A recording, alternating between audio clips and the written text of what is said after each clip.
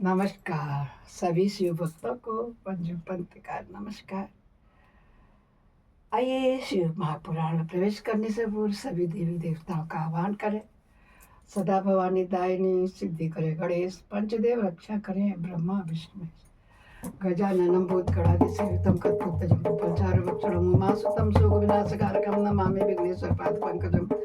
नीलाम्बुश्यामलकोमलाङ्गं सीतासमारूपितं भागं पाणौ महासाय चारुचापं नमामि रामं रघुवंशनाथं कर्पूरगौरं करुणापारं संसारसारं भुजगेन्द्रहारं सदा वसन्तं हृदयारविन्दे भवं भवानी सहितं नमामि। त्वमेव माता च पिता त्वमेव बन्धुश्च सखा त्वमेव त्वमेव सर्वं मम देवदेव। गुरुर्ब्रह्मा गुरुर्विष्णु गुरुर्देव महेश्वर, गुरु साक्षात परब्रह्म तस्मै श्री गुरुवे नमः। आनंदी आनंद कर सब संकट दूर, जो सेवक शरण पड़े सदा रहे भरपूर। तुम दाती और मांगता दिया तुम्हारी काय, तुम ऐसी जगदाता माता, छोड़ तुम्हें और किस दर जाए। सदा भवानी दायिनी सिद्धि करे गणेश, पंचदेव रक्षा करे ब्रह्मा विष्णु महेश। सर्वे भवन्तु सुखिनः सर्वे सन्तु निरामया, सर्वे भद्राणि पश्यन्तु मा कश्चित् दुर्भाग् भवेत्।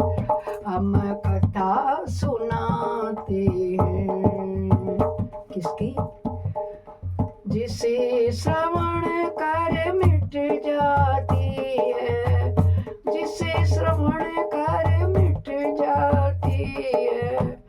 जन्म जन्म की व्यथा वही है, शिव शंकर की कथा यही है, भोले बाबा की कथा। नमः शिवाय ओम नमः शिवाय, नमः शिवाय ओम नमः शिवाय ओम नमः शिवाय ओम नमः शिवाय। आइए भक्तों, शिव पुराण के वायव्य संहिता के उत्तरखंड के 10वें अध्याय में हम अध्ययन करेंगे कि भगवान शिव के प्रति श्रद्धा भक्ति की आवश्यकता का प्रतिपादन, शिव धर्म के 4 पादों का वर्णन एवं ज्ञानियों के साधनों तथा शिव भक्ति के अधिकारियों का निरूपण, शिव पूजन के अनेक प्रकार एवं अनन्य चित्त से भजन की महिमा। आप कुछ भी कर रहे हैं वो सब शिव स्वीकार करते हैं। उसके बाद श्री कृष्ण के प्रश्न करने पर उपमन्यु मद्रांचल पर घटित हुई शिव पार्वती संवाद का प्रस्तुत करते हुए बोले, श्री कृष्ण एक समय देवी पार्वती ने भगवान शिव से पूछा, महादेव, जो आत्म तत्व आदि के साधन में नहीं लगे रहते हैं तथा जिनका अंतःकरण पवित्र और वशीभूत नहीं होता है, ऐसे मंदमती मर्त्य लोकवासी। हाँ यही है ना। हाँ तो रख दे वहीं कहीं मेज में, यहाँ ला रही है पर रखी है। अरे कहीं मेज में रख देती। अब फिर से करना पड़ेगा मुझे। भगवान की जय हो। हर हर महादेव। शंकर भगवान माफ करना मुझे, मेरे बेटे चुप जाओ तो उसको माफ करना। एक समय देवी पार्वती ने भगवान शिव से पूछा, महादेव, जो अमर तत्व आदि के साधन में नहीं लगे हैं तथा जिनका अंतःकरण पवित्र तथा वशीभूत नहीं है, ऐसे बंधपति मृत्यु लोकवासी जीवात्माओं के वश में आपके उपाय से हो सकते हैं। महादेव जी बोले, देवी, यदि साधक के मन में श्रद्धा भक्ति न हो तो पूजन कर्म तपस्या जप आसन आदि ज्ञान तथा अन्य साधनों से भी मैं उसके वशीभूत नहीं होता हूँ। यदि मनुष्य को मुझ में श्रद्धा हो तो जिस किसी ने भी हेतु से मैं उसके वश में हो जाता हूँ, फिर तो वह मेरा दर्शन स्पर्श पूजन एवं मेरे साथ संभाषण भी सकता है। अतः जो मुझे वश में करना चाहे उसे पहले मेरी श्रद्धा करनी चाहिए। श्रद्धा ही स्वधर्म का हेतु है और वही इस श्लोक में वर्णाश्रमी पुरुषों की रक्षा करने वाली है। जो मानव अपने वर्णाश्रम धर्म के पालन में लगा रहता है उसी की मुझ में श्रद्धा होती है, दूसरे की नहीं होती। वर्णाश्रमी पुरुषों के संपूर्ण धर्म वेदों से सिद्ध है। पूर्व काल में ब्रह्मा जी ने मेरी आज्ञा लेकर के उनका वर्णन किया था। ब्रह्मा जी ने बताया था कि वह धर्म अधिक धन के द्वारा असाध्य तथा अनेक प्रकार के क्रियाकलापों से युक्त होता है। उनसे मिलने वाले अधिकार से फल अक्षय नहीं होता है तथा उस धन के अनुष्ठान में अनेक प्रकार के क्लेश और आयत से उठने पड़ते हैं। उस महान धर्म से परम दुर्लभ श्रद्धा को प्राप्त करके जो वर्णाश्रमी मनुष्य अनन्य भाव से मेरी शरण में आ जाते हैं, उन्हें सुखद मार्ग से धर्म अर्थ काम और मोक्ष प्राप्त होते हैं। वर्णाश्रम संबंधी आचार की सृष्टि से मैंने ही बारंबार की है, उसमें भक्ति भाव रखकर जो मेरे हो गए उन्हीं वर्णाश्रमियों को मेरी उपासना अधिकार है, दूसरों को नहीं है। यह मेरी निश्चित आज्ञा है। मेरी आज्ञा के अनुसार धर्म मार्ग से चलने वाले वर्णाश्रमी पुरुष मेरी शरण में आ गए, मेरे कृपा प्रसाद से मल और माया आदि पासों से मुक्त हो जाते हैं। मेरे पुनरावृत्ति रहित धाम में पहुंचकर मेरा उत्तम सामर्थ्य प्राप्त करके परमानंद में निमग्न हो जाता है। इसलिए मेरे बताए हुए वर्ण धर्म को पाकर अथवा न पाकर भी मेरी जो शरण में ले लेता है वह मेरा भक्त बन जाता है। या कोटि कोटि गुना अधिक उपलब्ध लाभ होता है। अतः मेरे मित्र प्रतिपादित वर्ण धर्म का पालन अवश्य करना चाहिए। जो मोक्ष मार्ग से विलग होकर के दुख किसी वस्तु के लिए श्रम करता है उसके लिए वही सबसे बड़ी हानि होती है, वही बड़ी बड़े भारी त्रुटि होती है, वही मोह है, वही अंधता है एवं मुक्ता है। दिव्येश्वरी, मेरा जो सनातन धर्म है वह 4 चरणों से युक्त बताया गया है। उन चरणों के नाम है ज्ञान, क्रिया, चर्या और योग। पशु पाश और पति का ज्ञान ही ज्ञान कहलाता है। गुरु के अधीन ही जो विधि पूर्वक षड का कार्य करता है उसे क्रिया कहते हैं। मेरे द्वारा विविध वर्णाश्रमिक जो मेरे पूजन आदि धर्म है उनके आचरण का नाम चर्या है। मेरे बताए हुए मार्ग ही मुझ में सुस्थिर भाव से चित्त लगाने वाले साधक के द्वारा जो अंतःकरण के अन्य वृत्तियों का निरोध किया जाता है उसी को योग कहते हैं। हे देवी, चित्त को निर्मल एवं प्रसन्न बनाना अश्वमेध यज्ञों के समूह से भी श्रेष्ठ है, क्योंकि वह मुक्ति देने वाला है। विषय भोग की इच्छा रखने वाले लोगों के लिए वह मना प्रसाद दुर्लभ है। जिसने यम और नियम के द्वारा इंद्रिय समुदाय पर विजय प्राप्त कर लिया है उसे विरक्त पुरुष के लिए जो योग सुलभ बताया गया है। योग स्वर पापों का हरने वाला होता है। वैराग्य से ज्ञान होता है, ज्ञान से योग होता है। योग्य पुरुष पतित हो तो मुक्त हो जाता है, इसमें कोई भी संशय नहीं है। बोलो शंकर भगवान की जय हो। वे सब प्राणियों पर दया करनी चाहिए। सदा अहिंसा धर्म का पालन करने के लिए उचित रहना चाहिए। ज्ञान का संग्रह भी आवश्यक है। सत्य बोलना, चोरी से दूर रहना, ईश्वर और परलोक पर विश्वास रखना, मुझ में श्रद्धा करना, इंद्रियों को संयम में रखना, वेद शास्त्रों को पढ़ना पढ़ाना, यज्ञ करना कराना, मेरा चिंतन करना, ईश्वर के प्रति अनुराग रखना और सदा ज्ञानशील होना ब्राह्मणों के लिए नितांत आवश्यक है। जो ब्राह्मण ज्ञान योग की सिद्धि के लिए सदा इस प्रकार परिक्त धर्मों का पालन करता है वह शीघ्र ही विज्ञान पाकर के योग को भी सिद्ध कर लेता है। प्रिय ज्ञानी पुरुष ज्ञानाज्ञों के द्वारा इस कर्म में शरीर को क्षण भर में दग्ध करके मेरे प्रसाद से योग का ज्ञाता होकर के कर्म बंधन से छूट कर पाप छुटकारा पा जाता है। पुण्य पाप में जो कर्म है उस मोक्ष का प्रतिबंधक बताया जाता है। इससे योगी पुरुष योग के द्वारा पुण्य का परित्याग कर देते हैं। फल की कामना से प्रेरित होकर के कर्म करने से ही मनुष्य बंधन में पड़ता है, केवल कर्म करने से नहीं। अतः कर्म के फल को त्याग देना चाहिए। प्रिय, पहले कर्ममय यज्ञ द्वारा बाहर मेरी पूजा करके फिर ज्ञान योग में तत्पर होकर साधक योग का अभ्यास करना चाहिए। कर्म यज्ञ से मेरे यथार्थ स्वरूप का बोध प्राप्त हो जाने पर जीव जो योग युक्त हो मेरे यजन से विरत हो जाते हैं। उस समय वे मिट्टी, पत्थर और सुवर्ण में भी संभाव रखते हैं। जो मेरा भक्त नित्य युक्त एकाग्र चित्त हो ज्ञान योग में तत्पर रहता है वह मुनियों में श्रेष्ठ एवं योगी कहकर होकर मेरा सायुज्य प्राप्त कर लेता है। जो वर्णाश्रमी पुरुष मन से विरक्त नहीं और मेरा आश्रय ले ज्ञान, चर्या और क्रिया इन तीनों में ही प्रवृत्त होने के अधिकारी उन्हीं के अनुष्ठान की योग्यता रखते हैं। मेरा पूजन 2 प्रकार का होता है। शंकर भगवान जी बता रहे हैं कितने प्रकार से होता है। 2 प्रकार से किया जाता है। पहला तो है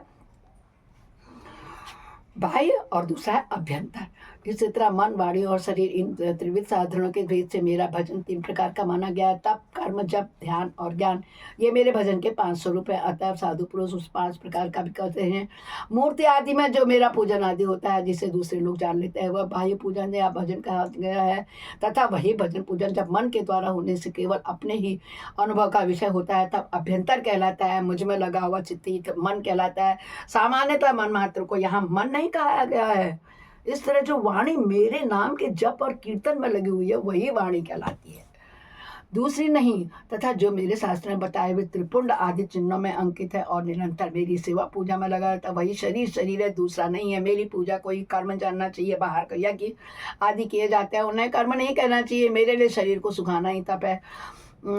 कृच्छ, चंद्रायण आदि का अनुष्ठान नहीं। पंचाक्षर मंत्र की आवृत्ति, प्रणव का अभ्यास तथा रुद्राक्षाय आदि का बारंबार पाठ ही यहाँ जप कहा गया है।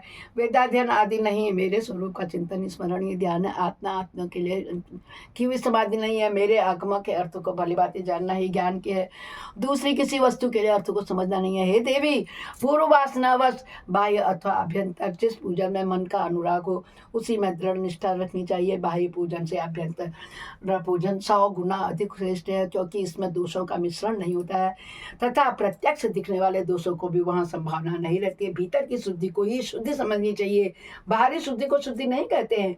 जो आंतरिक शुद्धि से रहित है वह बाहर से शुद्ध होने पर भी अशुद्ध होता है। हे देवी, ब्राह्मण और अभ्यंतर दोनों प्रकार का ही भजन भाव अनुराग पूर्वक होना चाहिए, बिना भाव के नहीं होना चाहिए। भाव रहित भजन तो एकमात्र विप्रलंब छलना का ही कारण होता है। मैं तो सदा ही कृतज्ञ पवित्र हूँ, मनुष्य मेरा क्या करेंगे। उनके द्वारा किए गए बाह्य अथवा अभ्यंतर पूजन में उनका जो भाव प्रेम है उसी को मैं ग्रहण करता हूँ। देवी, क्रिया का एकमात्र आत्मा भाव है, वही मेरा सनातन है धर्म है। मैंने वर्ण वाणी और कर्म में कहीं भी किंचित मात्र फल की इच्छा न रख करके ही क्रिया करनी चाहिए। हे देवेश्वरी, फल का उद्देश्य से रखने से मेरा आश्रय लघु हो जाता है, क्योंकि फलार्थी को यदि फल न मिला तो वह मुझे छोड़ सकता है। सती साधी देवी, फलार्थी होने पर भी जिस साधन का चित्त मुझ में वही प्रतिष्ठित है, जिस साधक का चित्त मुझ में प्रतिष्ठित है उसे उसके भाव के अनुसार फल मैं अवश्य दे देता हूँ। जिनका मन फल की इच्छा न रखकर ही मुझ में लगा रहता है वह भक्त मुझे बहुत प्रिय है। जो पूर्व संस्कारवश ही फलाफल की चिंता न करके विवश हो मेरी शरण लेते हैं, वे भक्त मुझे अधिक प्रिय है। परमेश्वरी, उन भक्तों के लिए मेरी प्राप्ति से बढ़कर दूसरा कोई वास्तविक लाभ नहीं है, तथा मेरे लिए भी ऐसे वैसे भक्तों की प्राप्ति से बढ़कर कोई और लाभ नहीं है। मुझ में समर्पित हुआ उनका भाव मेरे अनुग्रह से ही उनको मानव बलपूर्वक परम निर्वाण रूप फल प्रदान करता है। जिन्होंने अपने चित्त को मुझे समर्पित कर दिया, अतः जो मेरे अनन्य भक्त हैं वे महात्मा पुरुष ही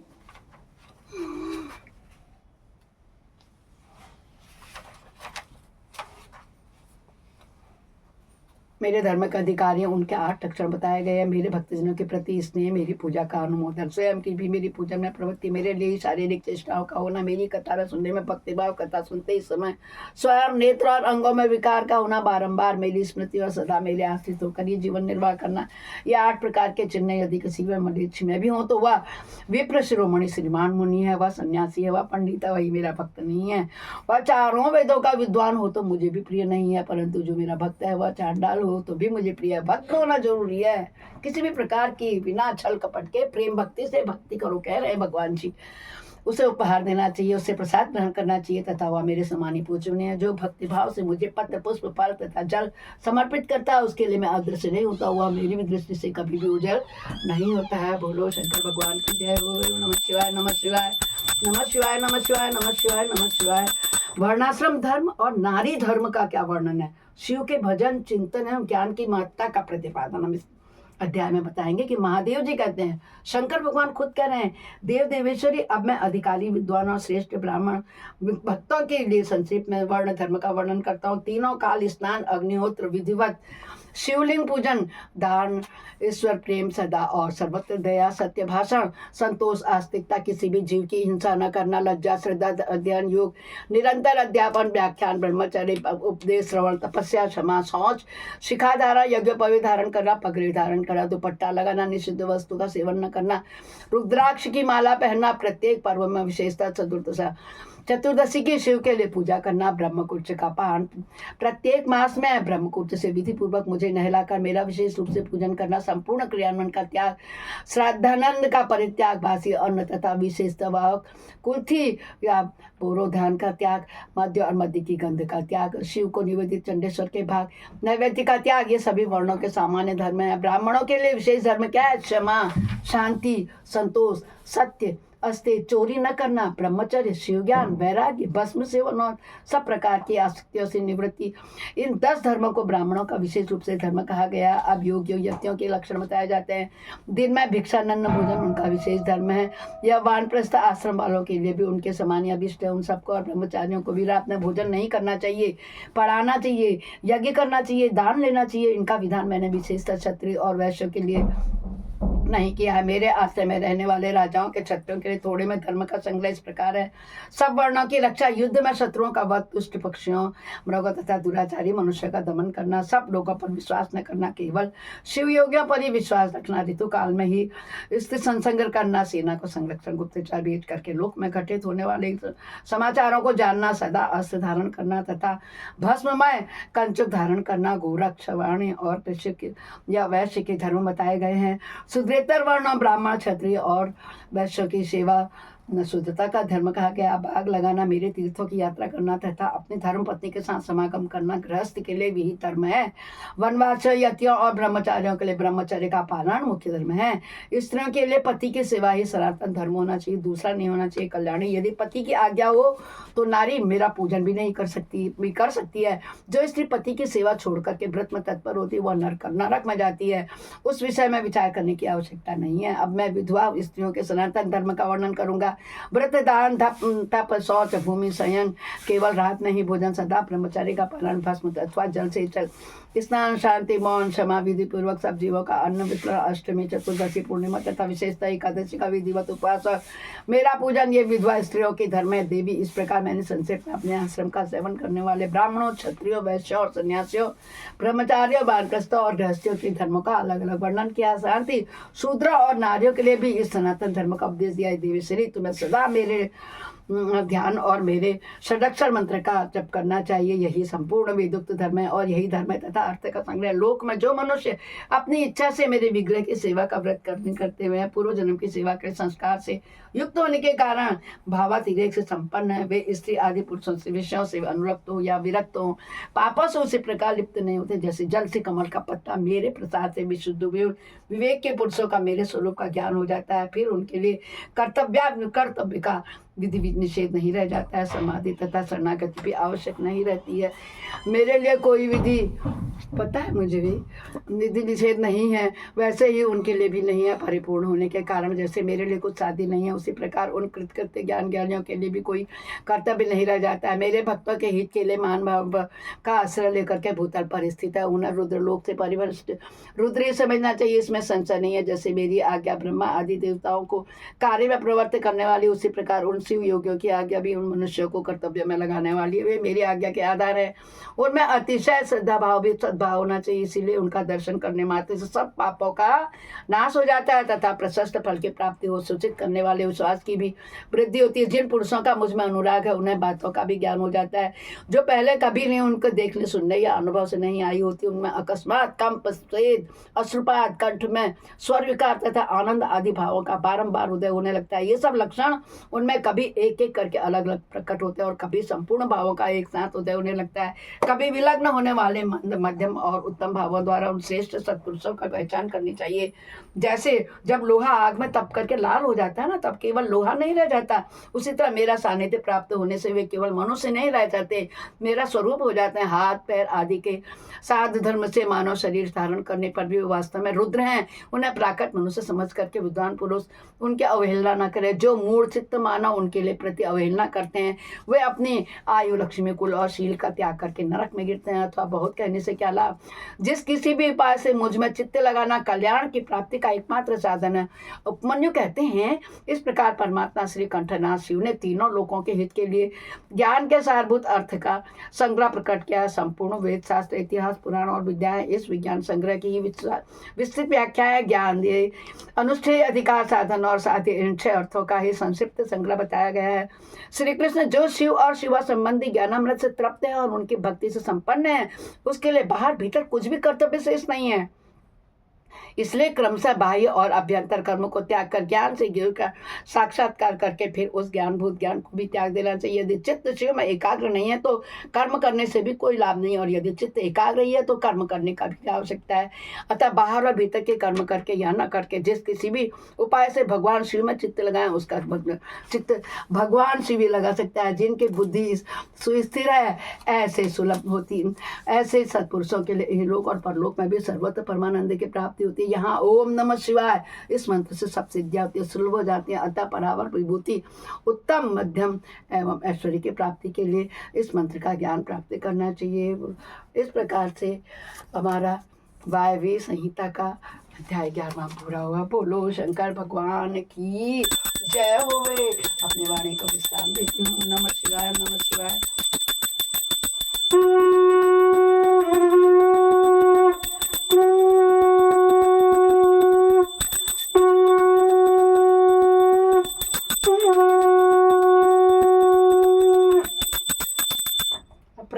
सहस्राणि क्रियन्ते आनिशमया दास्वामिति मां त्वां क्षमस्व परमेश्वर।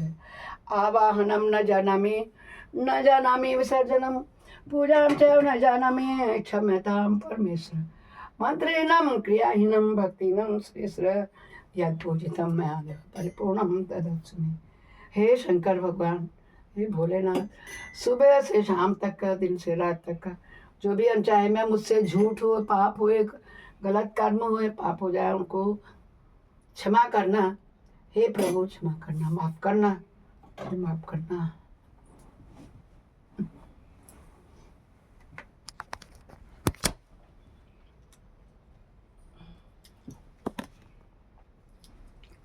तो प्रभु जी मेरी लागी लगन मत तोड़ना, लागी लगन मत तोड़ना, हर जी लागी लगन मत तोड़ना। ऐसे मेरे तुम साहूकार। अभी तो माधुरी चाय बना रही हूँ, तो माधुरी ने आलू भी नहीं रखे।